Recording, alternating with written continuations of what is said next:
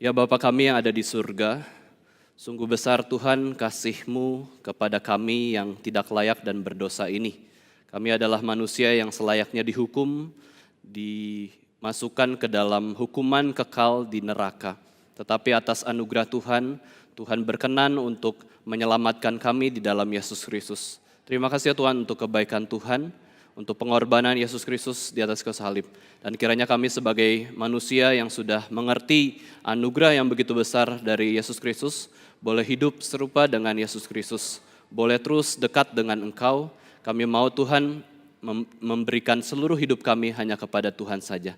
Tuhan, sebentar lagi kami akan mendengarkan firman-Mu, firman yang begitu mulia dan mengubahkan kehidupan kami sebagai manusia.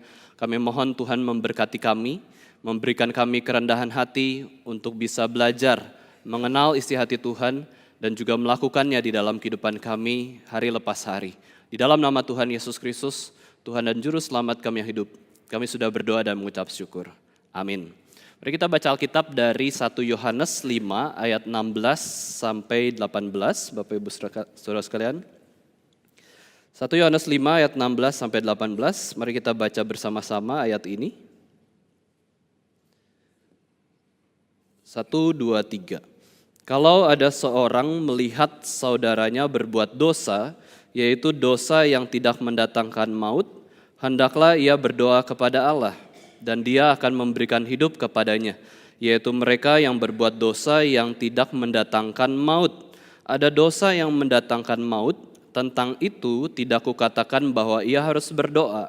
Semua kejahatan adalah dosa, tetapi ada dosa yang tidak mendatangkan maut.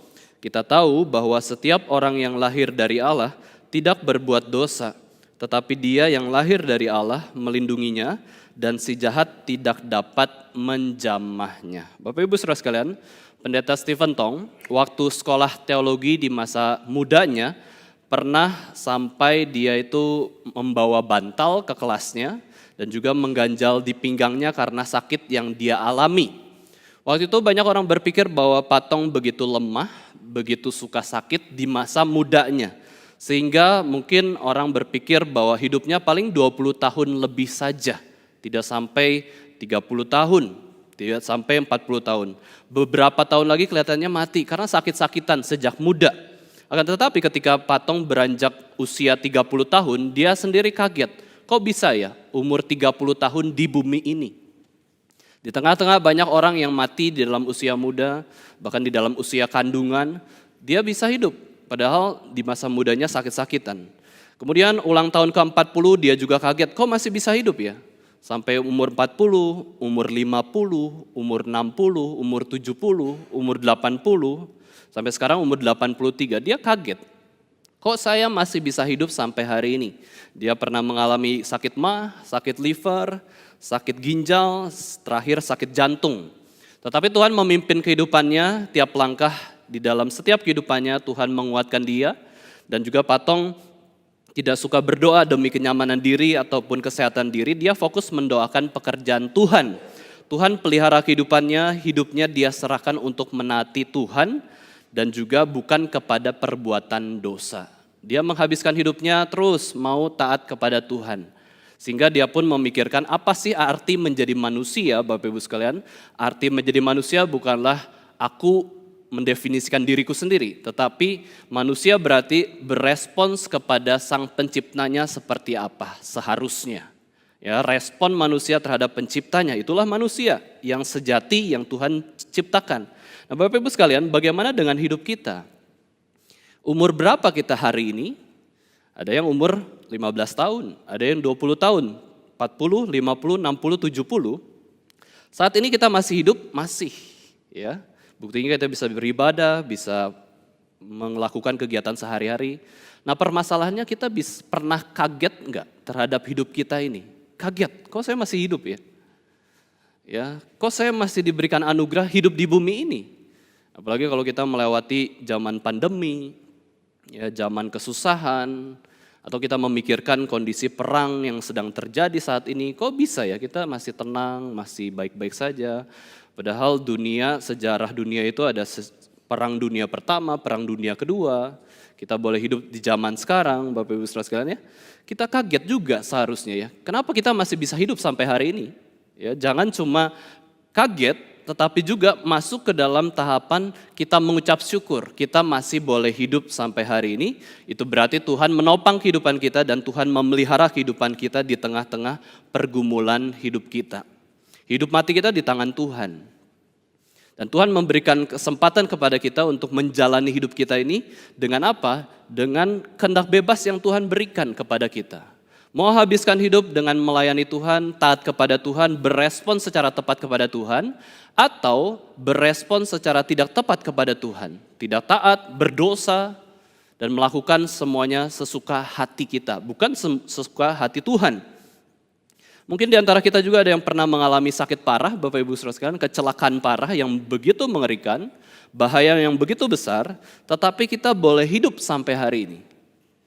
Bukankah kita harusnya kaget? Setiap kita menghela nafas, kok saya masih bisa hidup ya? Orang lain sudah dipanggil Tuhan duluan. Kok saya masih bisa hidup? Harusnya kita bersyukur kepada Tuhan. Bila kita pernah diselamatkan oleh Tuhan dari bahaya yang mengancam hidup fisik kita, ataupun dalam kehidupan kita sehari-hari. Seharusnya kita menyadari bahwa Tuhan itu sudah memelihara hidup kita. Bahkan Bapak Ibu Saudara sekalian, seharusnya kita kaget juga. Kok saya bisa dipanggil Tuhan, menjadi anak-anak Tuhan? Kok saya bisa diselamatkan di dalam Yesus Kristus? Kok saya bisa percaya kepada Yesus Kristus? Kok saya sekarang bisa beribadah di gereja? Kenapa orang berdosa seperti saya bisa datang kepada Tuhan dan menaati panggilan Tuhan? Itu pun seharusnya menjadi sebuah kekagetan kepada hidup kita yang membawa kepada ucapan syukur yang tak henti-hentinya karena kita sadar siapakah diri kita di hadapan Tuhan. Nah, waktu Adam dan Hawa jatuh ke dalam dosa, Bapak Ibu Saudara sekalian, semua manusia juga sudah jatuh ke dalam dosa. Karena Adam adalah wakil manusia. Kalau wakil utama manusia jatuh dalam dosa, maka semua orang pun sudah berdosa. Natur kita berdosa. Dan Tuhan sudah katakan bahwa kepada Adam dan Hawa, kalau kamu melawan Tuhan, melawan firman Tuhan, melawan aku sebagai sang pencipta langit dan bumi, sebagai pencipta manusia, maka hukumannya adalah mati. Jika kamu memakan buah yang kularang engkau makan, maka kamu mati. Semua buah dalam taman ini boleh kamu makan. Tetapi kita tahu kisahnya, Bapak Ibu Saudara sekalian, mereka tidak taat. Mereka melawan Tuhan. Mereka sombong di hadapan Tuhan. Mereka tidak percaya firman Tuhan. Mereka ingin melakukan apa yang dikehendaki mereka sendiri, yaitu apa? Melawan Tuhan, memakan buah pengetahuan baik dan jahat. Mereka pun ikut bisikan iblis, ikut arahan iblis. Dan akhirnya mereka harus mengalami apa, Bapak Ibu Saudara sekalian? Mengalami kematian. Dan betul mereka mengalami kematian, hubungan yang tadinya dekat dengan Allah, sekarang sudah terpisah, sudah ada jurang, yaitu dosa. Kita tidak bisa datang kepada Allah. Kalau kita datang kepada Allah, kita mati, pasti mati, karena kita berdosa. Sekarang dosa sudah melekat dalam hidup kita. Karena Adam sudah jatuh dalam dosa, kita pun melakukan dosa, natur kita berdosa. Kita mau datang kepada Allah, mati. Harus mati. Tetapi buktinya kalau kita lihat Bapak Ibu Saudara, kehidupan mereka uniknya ya. Adam dan Hawa itu diberikan karunia. Oke, terpisah dengan Allah. Diusir dari Taman Eden, mati. Karena terpisah dengan Allah. Cuman mereka masih hidup, secara fisik mereka masih hidup. Dan mereka diberikan karunia bahkan untuk mengenal Tuhan. Maka Tuhan potong, sembelih binatang, menguliti binatang, kasih ke mereka untuk pakaian mereka. Menutupi ketelanjangan mereka, kemaluan mereka karena dosa mereka. Tuhan memberikan hal tersebut, lalu Tuhan memberikan firman-Nya juga. Aku akan mengadakan permusuhan antara keturunan Hawa dengan keturunan ular. Keturunan Hawa akan meremukan keturunan ular, yaitu keturunan ular maksudnya adalah iblis ya. Iblis akan diremukkan oleh Yesus Kristus. Berarti Tuhan sudah kasih Injil, Tuhan sudah kasih inisiatif bahwa aku mengasihi engkau, Adam dan Hawa. Sudah dapat Injil, sudah diselamatkan oleh Tuhan, dan mereka sampai umur berapa Bapak Ibu Saudara sekalian? Adam dicatat berumur sampai 930 tahun. Hawa tidak dicatat sampai berapa umurnya, tetapi kelihatannya memang ratusan tahun juga. Jadi Bapak Ibu Saudara sekalian, waktu Tuhan katakan, kamu mati, Ya, tetapi mereka masih hidup. Ya, kamu mati karena dosa kamu, mereka masih hidup, bahkan ratusan tahun, menikmati buah-buahan, menikmati seluruh alam ciptaan Tuhan, menikmati kehidupan bermasyarakat, menikmati kehidupan berelasi dengan keluarga, dan juga bahkan menikmati Injil. Harusnya mereka itu kaget. Ya, mereka masih bisa diberikan kehidupan oleh Tuhan, begitu panjang hidup mereka di bumi ini. Padahal mereka sudah melawan Tuhan, sudah berdosa kepada Tuhan. Tapi karena belas kasihan Tuhan, Tuhan menopang supaya Adam dan Hawa tidak mati sepenuhnya, tidak langsung masuk neraka, tapi Tuhan menopang dengan kasih-Nya yang begitu besar. Bapak Ibu saudara sekalian, karena dosa ada sakit penyakit. Karena dosa ada kematian. Karena dosa ada kesedihan dan penderitaan. Karena dosa manusia terpisah dengan Allah, bahkan melawan Allah. Bahkan tidak mau mengenal Tuhan. Wah, itu karena dosa. Manusia harus dihukum oleh Allah. Karena dosa manusia harus mendapatkan upahnya sendiri, yaitu maut. Kalau kita mati itu sewajarnya kita mati. Karena kita berdosa kok. Kalau kita masuk neraka itu sewajarnya kita masuk neraka. Karena Tuhan adil kok, Tuhan kudus. Tuhan tidak harus memasukkan kita ke surga. Maka yang layak bagi manusia berdosa adalah maut, kematian. Entah kita bedakan jenis kematian, kematian fisik, kematian rohani, atau kematian kekal, kematian pertama atau kematian kedua. Yang layak bagi manusia berdosa adalah mati. Mati. Sekarang kita hidup harus kaget, harus mengucap syukur. Kok bisa hidup sih? Dan di dalam kehidupan ini Tuhan kasih kesempatan, kamu masih hidup di bumi, masih bisa bertobat. Kalau sudah mati, udah gak ada kesempatan untuk bertobat. Berarti kita masih hidup tuh dikasih kesempatan Tuhan untuk bertobat, mengenal Tuhan, mencintai Tuhan, menaati Tuhan. Dosa berarti pelanggaran terhadap hukum Allah. Dan sebuah pelanggaran adalah hal yang buruk. Sebuah pelanggaran itu pasti buruk. Pasti ada kemarahan. Siapa sih yang tidak melanggar hukum pemerintah terus tidak ada yang marah?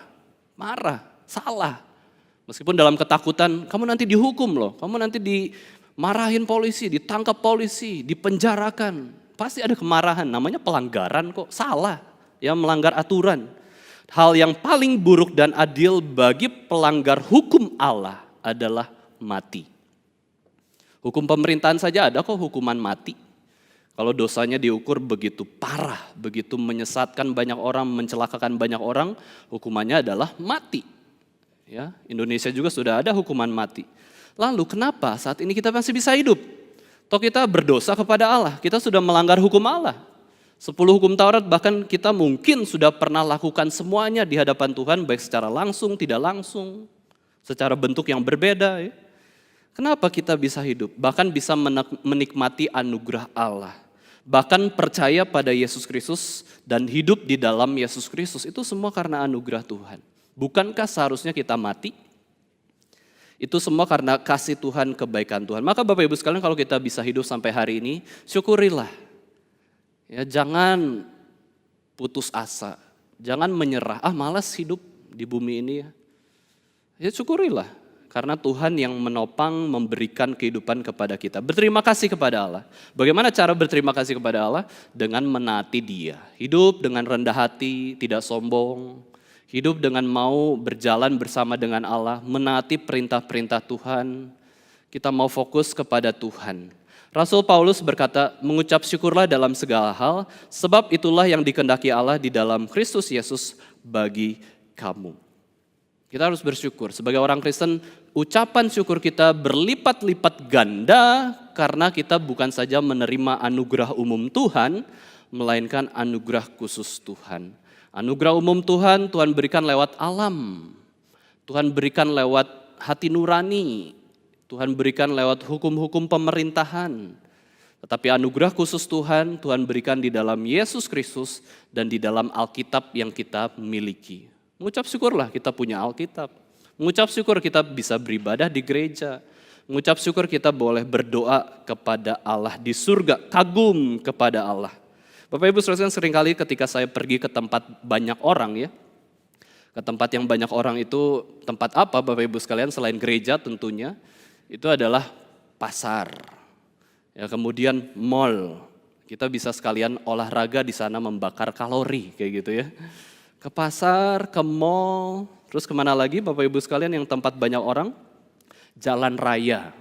Ya. Melihat kiri kanan kok banyak orang ya. Di bumi ini kok so many people in the world. Kok bisa banyak orang ya? Terus kalau saya merenung ketika banyak orang, bagaimana cara Tuhan yang satu itu, memang dia maha kuasa, memperhatikan satu persatu orang. Jalan pikirnya orang, Tuhan tahu. Rumitnya pikiran kita, busuknya pikiran kita, ya itu Tuhan tahu semua loh. Tuhan tahu pikiran dia, Tuhan tahu pikiran dia, Tuhan tahu semua orang, perempuan, laki-laki yang kita sembunyikan, Tuhan tahu. Bagaimana Tuhan memperhatikan satu persatu kehidupan manusia, dan Tuhan akan menghakimi seluruhnya di akhir zaman tentang seluruh perbuatan kita. Meskipun Tuhan sudah nyatakan dengan caranya yang ajaib, Tuhan memperhatikan seluruh manusia itu dengan kasihnya yang begitu besar, yaitu apa? Wahyu umum, wahyu khusus, ya wahyu khusus hanya untuk orang yang umat pilihan, yang percaya kepada Yesus Kristus, tapi wahyu umum ini untuk semua orang, Tuhan nyatakan kasihnya. Maka kita sangat salah ketika mengatakan Tuhan itu jahat, Tuhan itu tidak memperhatikan orang yang bahkan tidak diselamatkan, orang yang bahkan tidak percaya Yesus, tidak. Tuhan tetap baik. Orang mati di dalam dosanya dan tidak percaya Yesus Kristus bukan karena Tuhan jahat, tetapi karena itu keadilan Tuhan. Itu dosanya sendiri, salahnya sendiri. Kita nggak bisa nyalahin Tuhan. Kok Tuhan kayak gini? Siapa Tuhannya? Kita bisa nyalahin Tuhan. Kenapa banyak orang mati begitu mengerikan? Kenapa semuanya nggak mati dengan tenang? Semuanya dengan tenang, tidur, ketika tidur di kasur terus mati. Kenapa orang harus mati itu karena penderitaan, peperangan. Anak-anak kena roket gitu ya, terus masih hidup. Terus beberapa jam kemudian mati. Kenapa menderita dulu seperti itu? Kenapa kematiannya mendadak? Gak bisa, kita nggak tahu. Kita bukan Tuhan ya. Lalu ketika saya merenung kembali ya, alangkah sulitnya dimengerti mereka sudah diberikan kehidupan di bumi ini. Sama seperti kita orang Kristen kan hidupnya sama ya, diberikan anugerah. Tetapi banyak dari mereka itu tidak kenal Allah yang sejati. Kita beritakan Yesus, tidak mau terima, menolak. Terus kemudian dia sampai hidupannya mati. Berarti mati karena dosanya. Dosanya ditanggung oleh dirinya sendiri. Satu sisi saya bersyukur, saya boleh hidup di bumi ini bersyukur. Saya boleh diselamatkan di dalam Yesus Kristus bersyukur. Tapi satu sisi kalau melihat orang lain begitu, menurut firman Tuhan, menurut kata Tuhan, kita bisa apa? Orang di luar Yesus Kristus, firman Tuhan katakan ya, dia binasa. Yohanes 3 ayat 16 sudah jelas. Karena begitu besar kasih Allah akan dunia ini sehingga ia mengaruniakan anaknya yang tunggal supaya barang siapa percaya kepadanya tidak binasa melainkan beroleh hidup yang kekal. Kalau enggak percaya dari Yohanes 3 ayat 16 ini, kalau enggak percaya kita teliti, kalau enggak percaya kepada Allah, enggak percaya kepada Yesus Kristus berarti binasa. Siapa yang menentukan siapa binasa, siapa selamat? Enggak bisa kita. Hanya Tuhan sendiri, kita enggak bisa berdaya apa-apa. Oh, saya begitu mengasihi banyak orang, ya. Saya akan memasukkan mereka semua ke surga. Siapa kita ya bisa memasukkan orang ke surga semua? Tuhan saja tidak memasukkan semua orang ke surga. Buktinya ada neraka. Kita nggak bisa apa-apa. Kita hanya bisa berespons. Tuhanlah yang mengatur kita. Kita bukan mengatur Tuhan. Kita yang taat kepada firman Tuhan, kita yang taat kepada Allah, bukan Allah yang taat pada kita. Akan tetapi kita bisa memohon pertolongan Allah untuk bisa terus taat kepadanya, melihat segala sesuatu dari perspektif Allah dan firman-Nya yang sudah Tuhan berikan di dalam Alkitab. Nah Bapak Ibu saudara sekalian, ayat yang akan kita bahas ini bukanlah ayat yang mudah dimengerti. Tadi kita baca 3 ayat saja, mungkin kita timbul banyak pertanyaan, maksudnya tuh apa sih ayat ini dari Rasul Yohanes? Saya bacakan ya ayat 16. Kalau ada seorang melihat saudaranya berbuat dosa, yaitu dosa yang tidak mendatangkan maut, hendaklah ia berdoa kepada Allah dan ia akan memberikan hidup kepadanya, yaitu mereka yang berbuat dosa yang tidak mendatangkan maut. Ada dosa yang mendatangkan maut, tentang itu tidak kukatakan bahwa ia harus berdoa. Wah, ini rasul apa nih?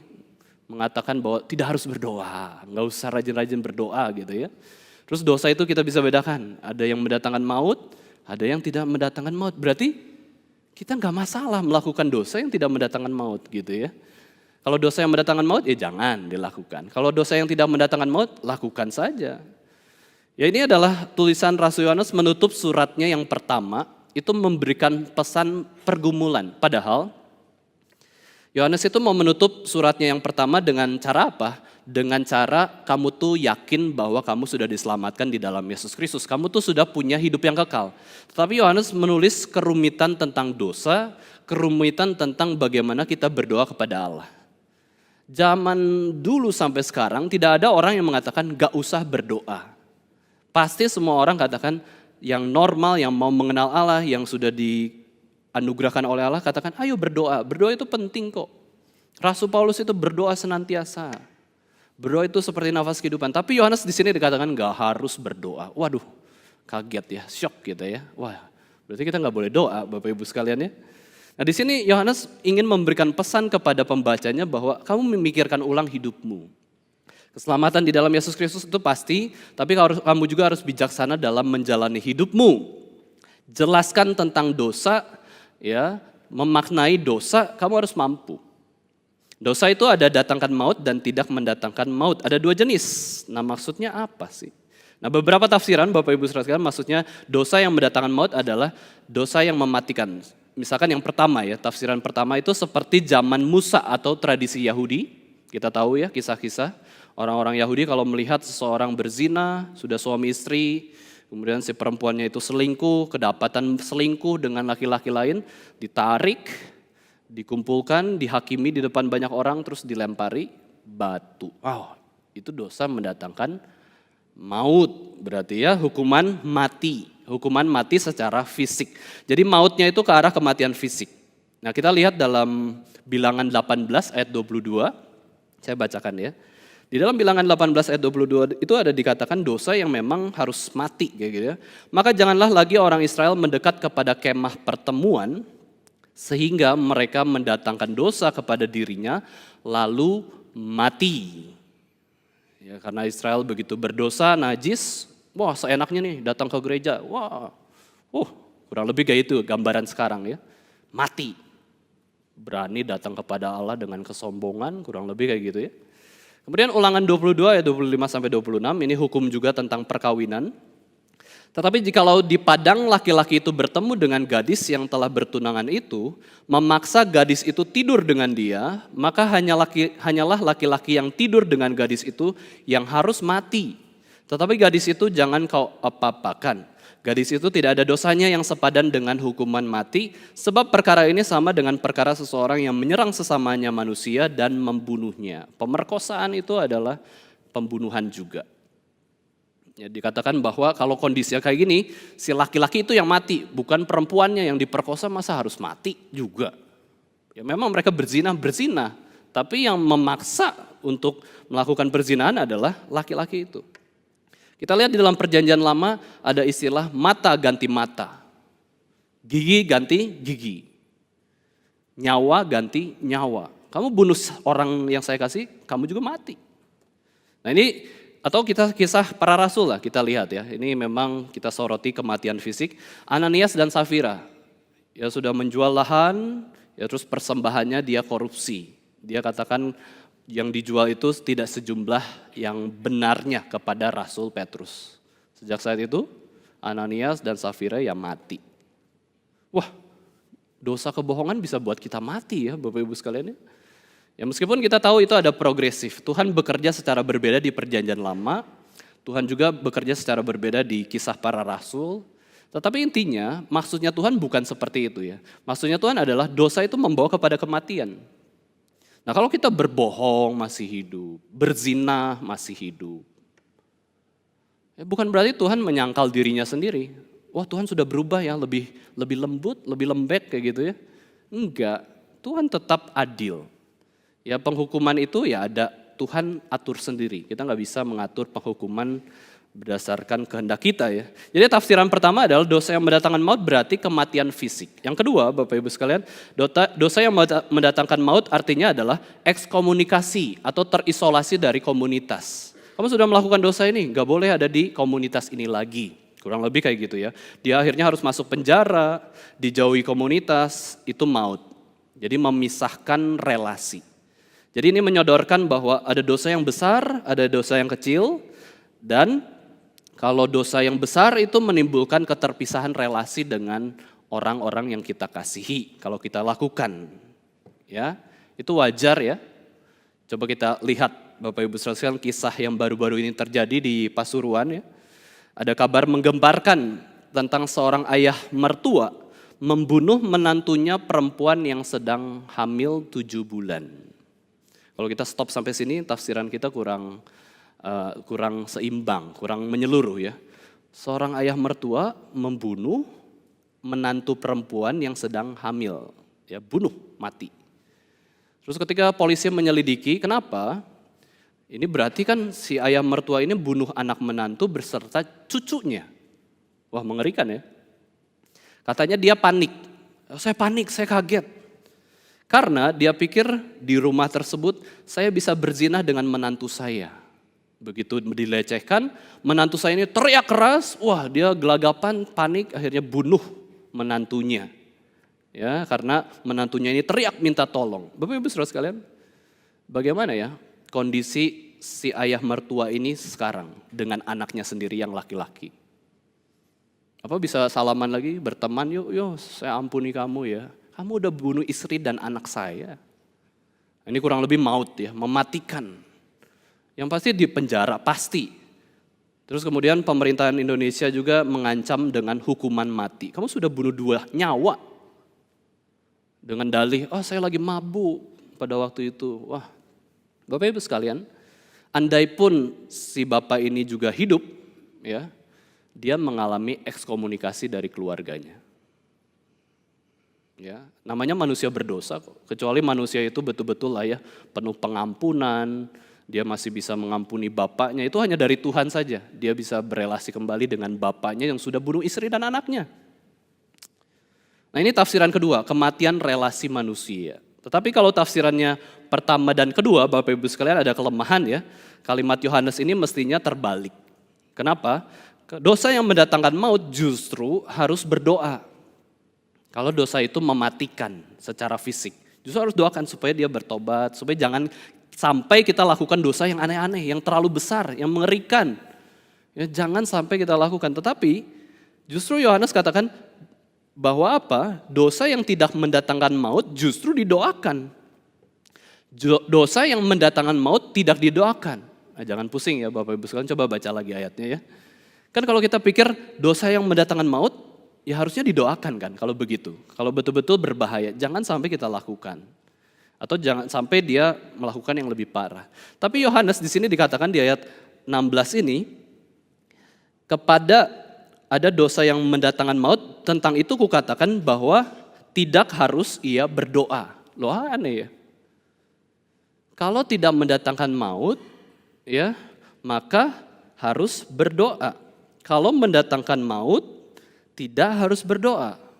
Nah ini ada masalah, ada problem di sini. Tetapi kita bisa menolong mengerti ayat ini dengan tafsiran yang ketiga ya. Tafsiran ketiga adalah Yohanes memberitahu bahwa pengampunan Allah yang Allah berikan dalam pengorbanan Yesus Kristus kepada umat pilihannya tidak mungkin gagal karena perbuatan dosa.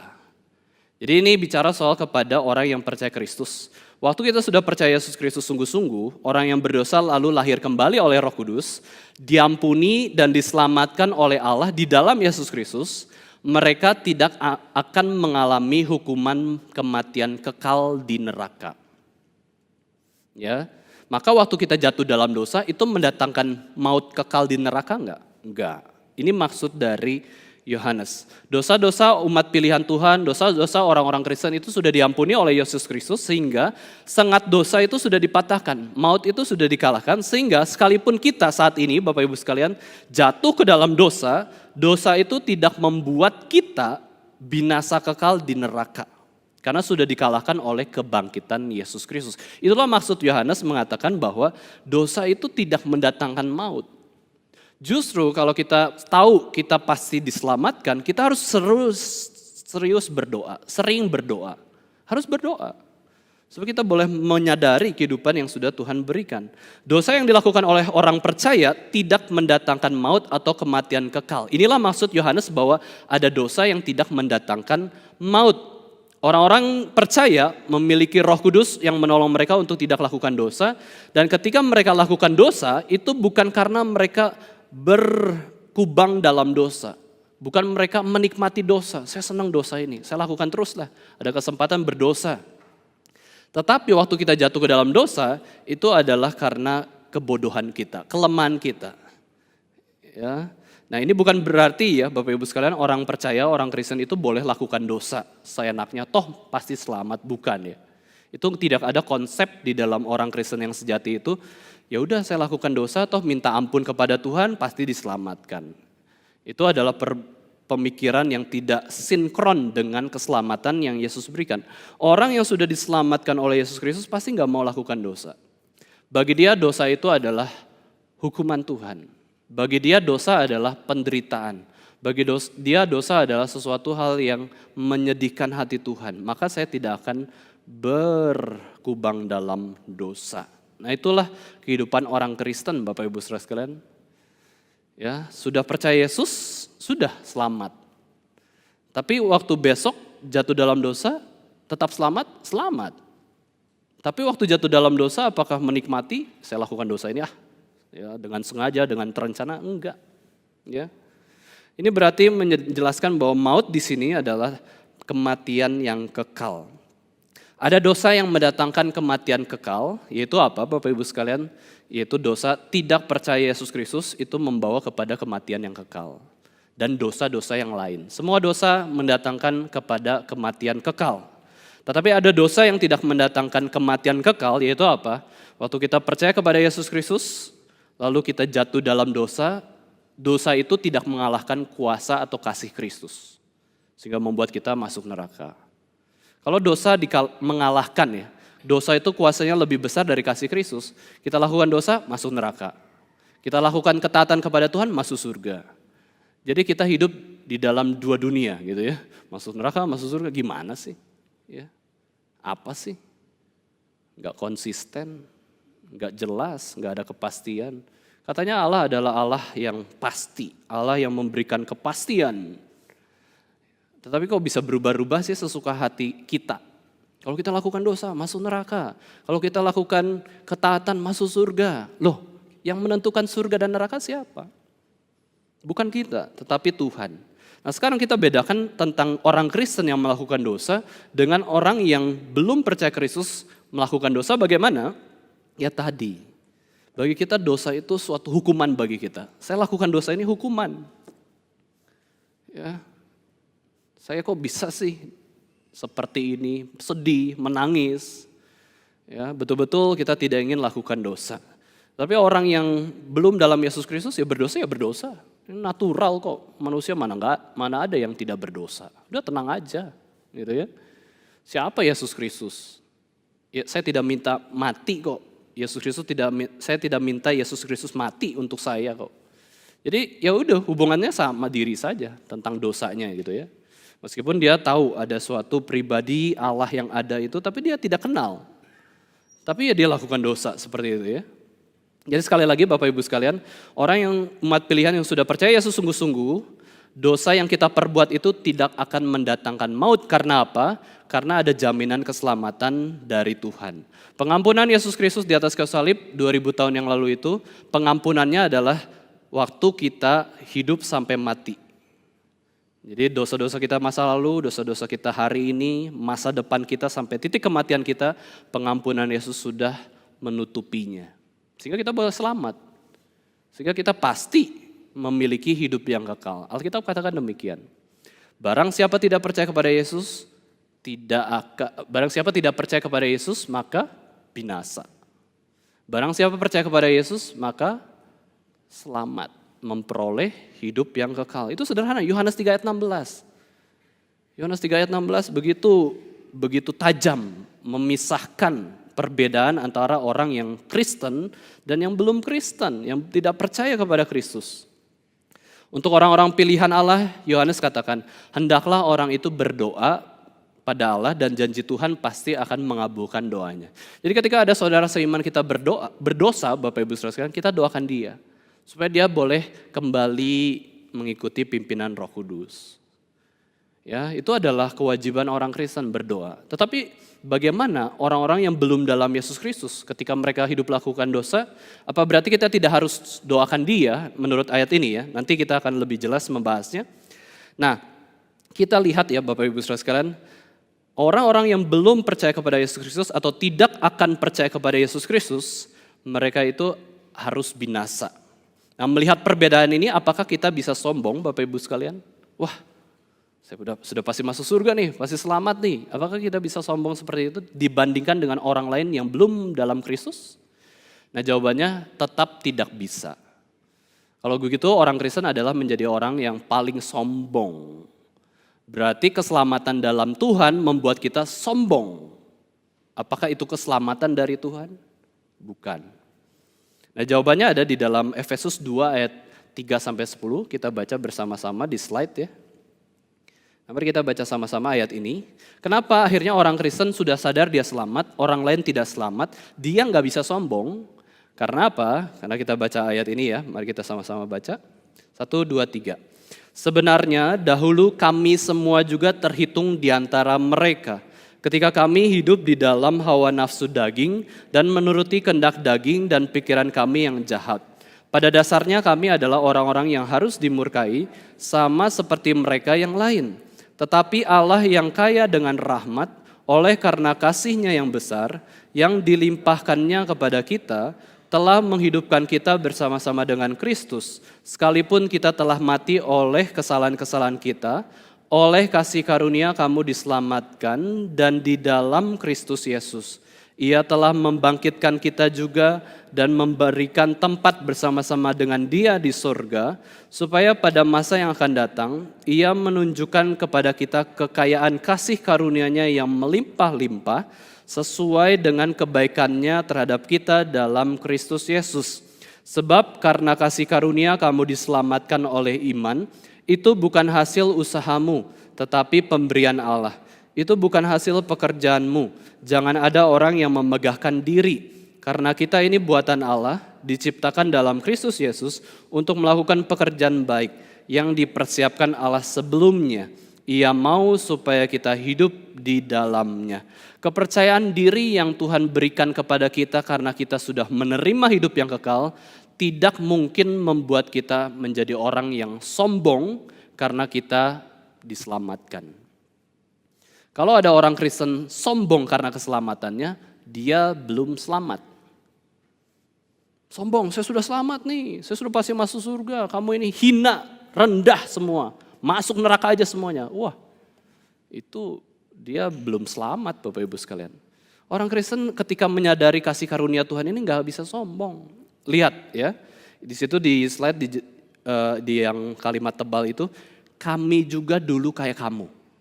Kami nggak percaya Yesus, kami melakukan dosa, kami terhitung di antara orang yang masuk ke neraka. Kami ini harusnya masuk neraka. Pada dasarnya kami adalah orang-orang yang harus dimurkai sama seperti yang lain. Bukan saja orang yang tidak percaya Yesus, saya juga dulu seperti itu kok. Saya harusnya masuk neraka. Tapi Tuhan selamatkan itu. Ya. Terus dikatakan sebab karena kasih karunia kamu diselamatkan oleh iman. Itu bukan hasil usahamu, tetapi pemberian Allah. Itu bukan hasil pekerjaanmu. Jangan ada orang yang memegahkan diri. Karena nggak bisa sombong. Keselamatan dari Tuhan Yesus tidak membuat kita sombong. Membuat kita tuh rendah hati. Saya bersyukur saya boleh hidup. Saya bersyukur bisa melayani Tuhan. Saya bersyukur bisa sekolah. Saya bersyukur bisa berkeluarga. Saya bersyukur dapat pekerjaan, ini semua Tuhan yang atur. Saya hidup dengan ucapan syukur. Saya nggak bisa sombong. Karena saya ini harusnya binasa. Hidup orang yang belum percaya kepada Yesus atau tidak akan percaya kepada Yesus ini, itu adalah hidup yang menyedihkan. Kasihan. Maka kita mau mengabarkan Injil kepada mereka. Ya, ketika lihat sekeliling kita, ini orang belum percaya Yesus, nggak percaya Yesus, menolak Yesus, bukan orang yang mengikut Yesus. Hati kita tuh penuh belas kasihan. Gimana ya saya menjadi saksi Kristus untuk dia? Bukannya akhirnya cuek ya, membiarkan, sudahlah. ya terserah. Tapi kita ada kerinduan bahwa saya harus setia kepada Yesus, memikul salib, dan Yesus memerintahkan kepada saya untuk mengasihi semua orang. Mengasihi bahkan musuh kita kasihi. Ya, musuh kita kasihi. Masa kita tidak mau mengasihi orang yang bukan Kristen, yang bukan pengikut Yesus ya. Hidup mereka itu kalau kita lihat ya, kalau kita mau bedakan. Orang Kristen, orang yang dibenarkan dalam Kristus hidupnya dari iman kepada iman. Bukan dari iman kepada perbuatan atau dari perbuatan kepada iman, bukan ya. Dari iman kepada iman, ini gak bisa sombong. Ya dari iman Tuhan. Tapi kalau kita lihat orang yang belum percaya Kristus, dari dosa kepada dosa, kepada dosa, kepada dosa, kepada dosa. Ini perbedaan yang jelas secara mata rohani itu jelas kok. Mereka dari dosa ke dosa kok. Berbuat baik juga demi dia, ya. Berbuat baik demi kepentingan dirinya, bukan demi kepentingan Tuhan ya. Nah untuk orang-orang fasik seperti ini konteks Rasul Yohanes mengatakan bahwa orang-orang fasik itu kita katakan dia tidak harus berdoa. Apakah berarti kita tidak mendoakan orang fasik atau orang fasik itu tidak disuruh berdoa? Apakah berarti kita tidak mengasihi mereka dan tidak mendoakan mereka sepenuhnya? Tentu bukan. Ya tetap kita mendoakan semua orang. Ya orang Kristen, orang pengikut Yesus, orang bukan pengikut Yesus kita doakan. Kita doakan seluruh dunia karena Yesus perintahkan untuk mengasihi semua manusia ya.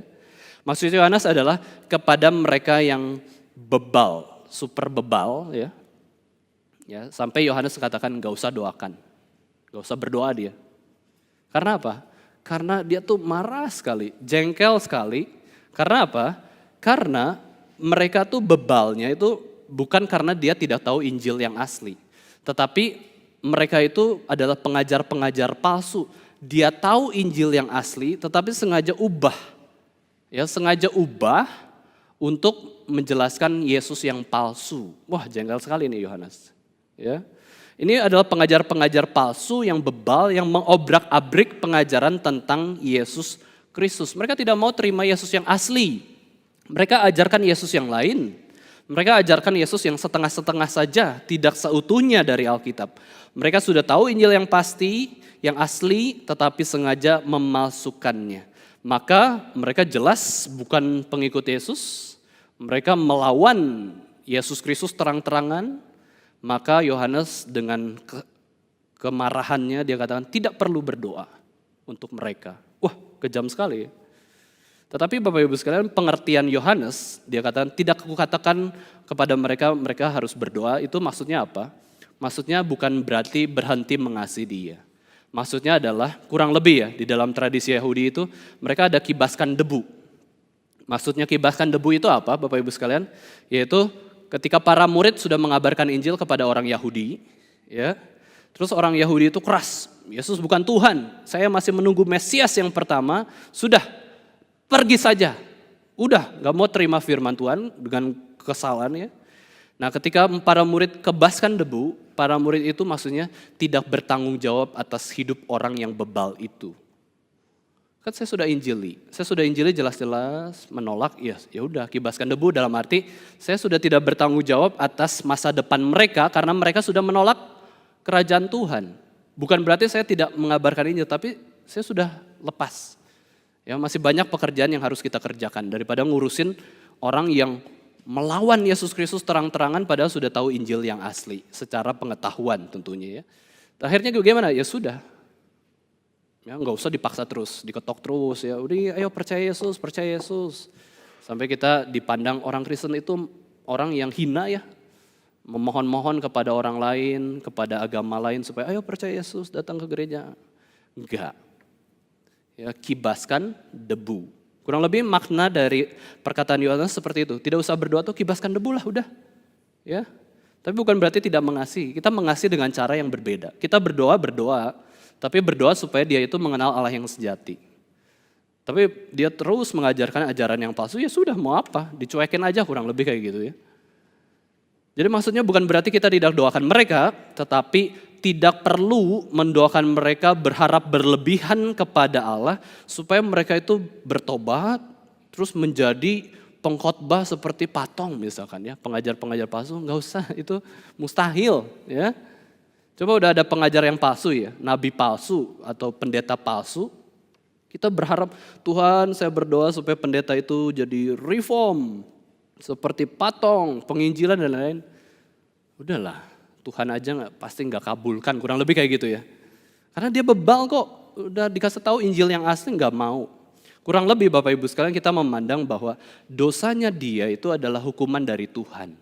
Kalau dosanya dia adalah hukuman dari Tuhan, ya, pembiaran dari Tuhan, maka kita bisa katakan Tuhan jangan hukum dia.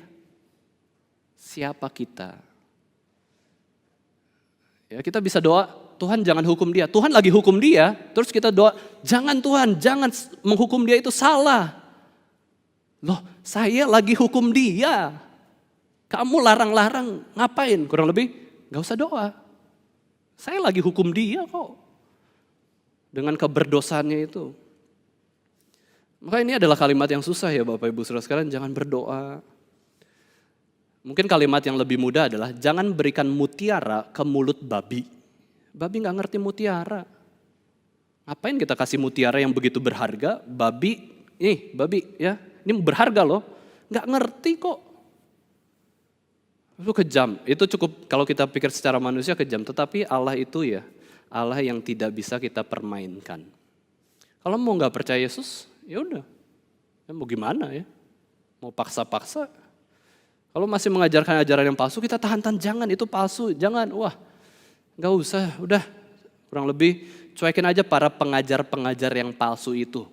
Kamu sudah tahu, dia sudah tahu Injil yang asli, kamu sudah injili dia, kamu sudah berdoa untuk dia.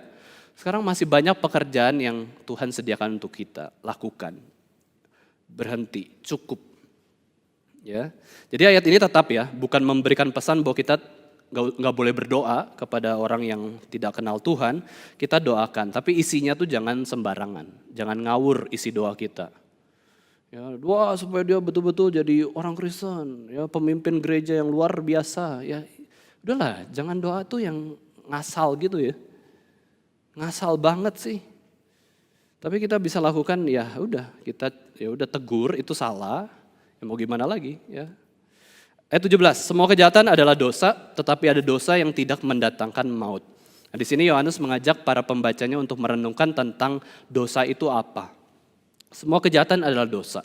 Kita semua adalah pelaku kejahatan. Maka kita melakukan dosa itu ya. Tetapi ada dosa yang tidak mendatangkan maut. 1 Yohanes 3 ayat 4 sudah sangat jelas menjelaskan bahwa dosa itu apa Bapak Ibu sekalian. Dosa adalah pelanggaran terhadap hukum Allah. Melanggar tadi ya. Melanggar berarti apa?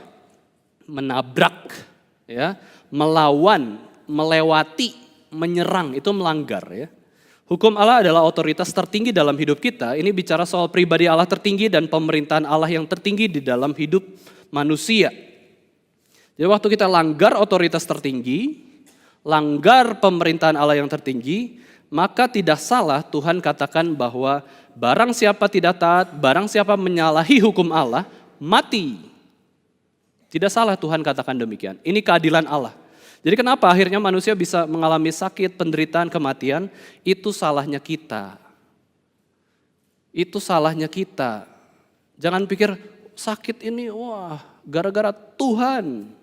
Ya memang Tuhan izinkan sakit ada betul. Tapi sakit ini karena apa? Kita duluan kok berdosa. Ya manusia berdosa maka ada sakit, ada penderitaan, ada kematian. Dan Tuhan dalam kedaulannya tidak membuat bahwa ketika ada kematian, penderitaan dan sakit itu pasti semua itu adalah hal yang buruk bagi manusia. Tuhan bisa ubah. Tuhan bisa mereka-rekakan dari yang jahat menjadi untuk yang kebaikan manusia. Ya, Tuhan itu bisa turut bekerja dalam segala sesuatu, bahkan bekerja dalam kesalahan, kebobrokan kita untuk mendatangkan kebaikan bagi kita yang mengasihi Dia. Jadi Bapak Ibu sekalian kita harus sadar ya, dosa itu betul-betul serius. Gak bisa nih, ya udahlah gak datang kepada Tuhan dalam satu hari, gak berdoa tuh gak masalah, masih hidup ya. Wah gak bisa. Kita harus anggap ini serius sekali karena itu melawan otoritas tertinggi dari hidup kita. Alkitab bahkan mengatakan segala sesuatu tanpa iman adalah dosa. Dosa itu begitu mengerikan, begitu luas. Allah saja kita lawan kok, apalagi manusia. Jadi Bapak Ibu sekalian, kita harus sabar juga ya kalau kita ada perlawanan dari manusia gitu ya. Manusia berdosa itu Allah saja dilawan kok. Maka nggak usah kaget kalau kita dilawan oleh sesama kita. Wah, dikecam, dipukul, ya dihajar gitu ya. Ya memanglah manusia berdosa kayak gitu ya. Kita harus berdoa untuk dia. Maka dari itu Bapak Ibu sekalian tentang dosa ini, inilah kehendak Tuhan ya. Kita tidak boleh remehkan dosa, hindari perbuatan yang tidak menyenangkan bagi Allah. Karena dosa itu mencelakakan diri kita, membuat hati Tuhan sedih ya. Dan mengikat kita itu tidak bisa bertumbuh di dalam Tuhan. Nah, seringkali zaman sekarang orang terlalu meremehkan dosa sampai membagi-bagi ya, ada dosa besar, dosa kecil. Dosa kecil boleh dilakukan lah, ya kan dosanya kecil gitu ya. Dosa besar nggak boleh dilakukan, bukan ya. Dosa besar dan dosa kecil itu bukan bicara soal kita boleh atau tidak lakukan, melainkan kita lihat itu menentukan upah kita di surga seperti apa. Ya, upah kita di surga seperti apa itu ditentukan dengan cara hidup yang di bumi. Itu Tuhan adil. Ya, nggak mungkin Tuhan memberikan upah yang besar kepada orang pendosa yang terbesar, misalkan ya. Nggak mungkin Tuhan berikan upah kecil kepada orang yang melayani Tuhan dengan giat, dengan pertolongan Tuhan. Enggak, Tuhan itu adil ya. Maka itu kita harus menghindari dosa. Ayat terakhir Bapak Ibu Saudara sekalian. Ayat 18, kita tahu bahwa setiap orang yang lahir dari Allah tidak berbuat dosa, tetapi dia yang lahir dari Allah melindunginya dan si jahat tidak dapat menjamahnya. Ayat ini pun menjadi kebingungan bagi orang Kristen yang membacanya. Apakah ini berarti anak-anak Allah itu betul hidup tanpa cacat, ya, tanpa celak, tanpa cacat? Nyatanya orang Kristen pun bisa melakukan dosa. Ya kan kita melakukan dosa, ya jelas. Lalu apakah ayat ini salah, Rasul Yohanes salah? Tidak ya, Alkitab tidak bertentangan satu dengan yang lainnya, Alkitab itu konsisten dengan fakta hidup, Alkitab itu konsisten dengan kenyataan. Nah tentu Yohanes katakan bahwa bukan berarti kita sudah lahir kembali dari Roh Kudus, berarti kita tidak akan berdosa, sama sekali tidak berdosa. Tidak ya, Alkitab itu betul-betul konsisten dengan firman Tuhan yang lain. Alkitab mengatakan kita sudah lahir kembali oleh Roh Kudus, kita diselamatkan, kita tetap manusia yang bisa jatuh ke dalam dosa. Alkitab itu tidak bersalah dan tidak mungkin salah karena firman Tuhan sendiri yang mengatakannya. Nah, bila ayat ini mengatakan orang Kristen hidup suci terus tanpa dosa, ya Bapak Ibu sekalian coba lihat ayat 18 ya. Kalau ayat ini mengatakan bahwa orang Kristen yang sudah percaya Yesus itu akan hidup suci tanpa dosa, berarti kita orang Farisi. Orang Farisi itu mengatakan bahwa hidupnya tuh suci tanpa dosa. Orang lain salah, saya benar. Orang yang benar, saya lebih benar. Ya, wah saya sudah melakukan berbagai hal. Ini orang Farisi. Saya lebih baik daripada pemungut cukai, perempuan sundal, pencuri, dan pembunuh. Bila kita katakan bahwa orang Kristen tidak bisa jatuh ke dalam dosa, maka kita tidak konsisten dengan fakta hidup. Dengan diri kita sendiri. Karena apa? Karena kita adalah manusia yang berdosa. Meskipun sudah dibenarkan dalam Yesus Kristus. Meskipun Yesus sudah ada dalam hati kita. Lalu bagaimana mengerti ayat ini Bapak Ibu sekalian? Nah ini terjemahan English Standard Version. Ya, kita mengerti ayat ini dengan cara pertama bahasa Inggris ini ya. We know that everyone who has been born of God does not keep on sinning maksudnya ya. But he who was born of God protects him and the evil one does not touch him. Nah, ini adalah terjemahan ESV, berbeda dengan terjemahan Indonesia kan. Kalau di Indonesia itu kita tahu bahwa setiap orang yang lahir dari Allah tidak berbuat dosa. Wah, kita orang lahir dari Allah kan, kita sudah percaya Yesus berarti nggak berbuat dosa. Kalau berbuat dosa kita nggak lahir dari Allah, bukan ya. Ini maksudnya does not keep on sinning. Kita terus lakukan dosa, semakin besar enggak. Kita akan dipulihkan, dikuduskan sehingga kehidupan kita itu progresnya semakin naik. Semakin hidup berkenan di hadapan Tuhan. Nah, ESV ini Bapak Ibu sekalian terjemahan yang bagi teolog reform adalah mendekati bahasa asli dari Alkitab. Ya, English Standard Version. Jadi kalau kita tidak bisa baca bahasa Alkitab asli, PL itu Ibrani, PB itu Yunani, ya alternatif paling mudah adalah baca ESV. Ya, baca English Standard Version. Kalau bisa beli. Kalau mau dijadikan Bible reading every day, ya it's okay juga ya. Sekarang pun saya sedang coba membaca Alkitab dalam bahasa ESV.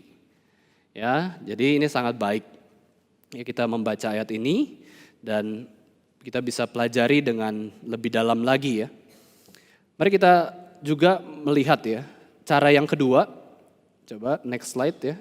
Cara kedua mengerti ayat ini adalah perkataan dari Martin Luther. Ya, Martin Luther katakan orang Kristen statusnya di hadapan Allah adalah orang yang benar karena kebenaran Kristus sudah diberikan kepada mereka, tetapi mereka juga adalah orang yang berdosa karena bisa jatuh ke dalam dosa. Cuman waktu mereka jatuh dalam dosa, Bapak Ibu sekalian, kita itu sangat-sangat tidak menikmati dosa. Dosa itu bukan rutin kita lakukan, tapi jarang, bahkan kalau bisa langka kita lakukan. Orang dikatakan orang rajin bukan karena dia tidak pernah malas, tetapi rajinnya lebih banyak dari malasnya. Orang yang dikatakan orang malas bukan berarti dia tidak pernah rajin, tetapi orang malas adalah lebih banyak malasnya daripada rajinnya. Kita orang berdosa bukan berarti kita itu lebih banyak terus lakukan dosa, tapi kita terus berusaha untuk mengurangi dosa, sampai Tuhan memulihkan kita di akhir zaman. Selama kita pakai daging ini, masih ada daging tubuh yang berdosa, kita pasti lakukan dosa. Cuman frekuensinya seperti apa? Kualitasnya seperti apa? Ya, kita ingin supaya lebih kudus di hadapan Tuhan, seperti itu ya. Nah, kemudian pengakuan iman Westminster katakan, sekalipun orang percaya diterima melalui Kristus, perbuatan baik mereka juga diterima di dalam Kristus, bukan seolah-olah mereka dalam hidup ini sepenuhnya tidak tercela dan tidak dapat dicela di hadapan Allah, tetapi bahwa Bapa ya memandang mereka dalam diri anaknya, yaitu Yesus, berkenan menerima dan memberi pahala pada apa yang tulus, meskipun disertai dengan banyak kelemahan dan ketidaksempurnaan. Bapak Ibu sekalian, perbuatan baik kita kepada Kristus, ketaatan kepada Kristus itu Tuhan terima. Tapi bukan karena kita bisa. Oh, saya bisa taat kepada Tuhan, berarti saya yang mampu. Bukan. Tapi karena ada kebenaran Kristus yang membuat kita tuh mampu melakukannya. Tanpa kebenaran Kristus kita nggak mungkin melakukan kebenaran di hadapan Tuhan. Maka di mata Tuhan, Tuhan itu menghargai setiap perbuatan-perbuatan baik yang kita lakukan, yang sesuai dengan rencana Tuhan. Maka Martin Luther mengatakan bahwa kita ini orang Kristen simul justus et peccator. Ya, simultaneously righteous and sinner. Ya, secara simultan kita orang benar karena kebenaran Kristus, tapi secara simultan juga kita tetap manusia berdosa. Ya, kita ini lemah. Meskipun orang Kristen sudah dibenarkan dalam Kristus, kita tetap manusia berdosa yang bisa jatuh ke dalam dosa. Tapi ingat, kita tidak bercokol dalam dosa itu. Harusnya prinsipnya demikian. Karena Roh Kudus yang memelihara, dan di sini di ayat ini juga dikatakan bahwa Yesus itu melindungi kita dari si jahat. Ya, seperti kita melindungi anak kita dari penjahat ya, Yesus pun melindungi kita dari si jahat, iblis. Supaya kita bisa terus hidup berkenan di hadapan Tuhan. Meskipun kita sudah dibenarkan dalam Kristus, orang Kristen tidak kebal terhadap serangan setan, tidak kebal terhadap kedagingan diri, tidak kebal terhadap pergaulan yang buruk, tidak kebal terhadap penderitaan hidup sehingga membuat imannya lemah. Akan tetapi sebagai orang Kristen kita punya pengharapan dalam Roh Kudus yang membuat kita menang atas godaan untuk melakukan dosa. Nah, sebagai orang berdosa, Bapak Ibu sekalian, kita tidak mengusahakan untuk dapatkan keselamatan. Kita ingin diselamatkan, tapi kita tidak bisa mendapatkan keselamatan. Andai kita sudah diselamatkan, kita juga berusaha untuk menjaga keselamatan, tidak bisa juga. Kita tidak diselamatkan karena usaha kita tidak, andai kita sudah diselamatkan oleh Tuhan, kita juga tidak bisa menjaga keselamatan ini. Ya, bagaimana supaya kita boleh terus di dalam keselamatan dalam Kristus, yaitu hanya diberikan oleh Tuhan dan dipelihara oleh Tuhan sendiri. Tuhan yang sudah memberikan keselamatan, Tuhan yang sudah memberikan Roh Kudusnya, Tuhan sendiri juga yang akan menjaga keselamatan kita sampai akhir zaman. Maka dari itu kita diselamatkan hanya karena Tuhan yang memilih, Tuhan yang beranugerah, dan kiranya kita boleh senantiasa hidup kudus taat kepada Tuhan. Bapak Ibu sekalian, menutup khotbah ini, mari kita memaknai hidup kita dengan sungguh-sungguh. Kita syukuri kehidupan yang Tuhan sudah berikan, keselamatan yang diberikan dalam pengorbanan Yesus Kristus di atas kayu salib itu kita hargai. Keselamatan dalam Kristus itu begitu pasti, terjamin, tidak mungkin hilang karena Tuhan yang memeliharanya. Keberdosaan kita di hadapan Tuhan, kita pun tetap adalah manusia yang berdosa, kita akui di hadapan Tuhan. Kita minta ampun kepada Tuhan. Kita mau agar kita tuh tidak melakukan dosa yang banyak. Kita mau hidup kita itu mematikan dosa dalam diri kita dengan pertolongan Roh Kudus. Meskipun kita tahu bahwa kita itu lemah, kita itu bisa jatuh dalam dosa, tapi kita ingin hati kita itu terus membenci dosa dan bertobat dari segala dosa. Sekali lagi Bapak Ibu sekalian, jika kita melihat saudara seiman kita melakukan dosa, doakan dia. Jika kita melihat orang yang bukan seiman dengan kita berdosa, kita juga doakan dia supaya dia mengenal Tuhan yang sejati. Hidup baik-baik, bisa mendengar Injil, bisa sungguh-sungguh terima Tuhan. Kiranya hidup kita boleh semakin diperbarui dan boleh memuliakan Tuhan. Mari kita sama-sama berdoa. Bapa kami yang di surga, terima kasih pada hari ini kami boleh sama-sama merenungkan kembali tentang hidup kami di hadapan Tuhan. Kami adalah manusia yang berdosa yang layak dibinasakan oleh Tuhan. Tetapi karena kasih karunia di dalam Yesus Kristus, hidup kami boleh diperbaharui. Kami boleh menerima keselamatan dari Yesus Kristus. Kami boleh juga dipelihara keselamatan kami melalui pertolongan Roh Kudus. Dan hidup kami juga seharusnya meresponi setiap perintah yang Tuhan nyatakan di dalam firman Tuhan. Tuhan, ampunilah dosa-dosa kami. Kiranya kami boleh senantiasa hidup berkenan di hadapan Tuhan. Kami tidak mau hidup kami diatur oleh hal-hal selain firman Tuhan. Hidup kami adalah milik Tuhan, hidup kami adalah untuk memuliakan nama Tuhan. Sertailah kehidupan kami masing-masing Tuhan, ajar kami untuk mengasihi saudara seiman kami, dan juga ajari kami untuk mengasihi berespon secara tepat kepada orang-orang yang ada di sekitar kami semuanya. Di dalam nama Tuhan Yesus Kristus, Tuhan dan Juru Selamat kami yang hidup, kami sudah berdoa dan bersyukur. Amin.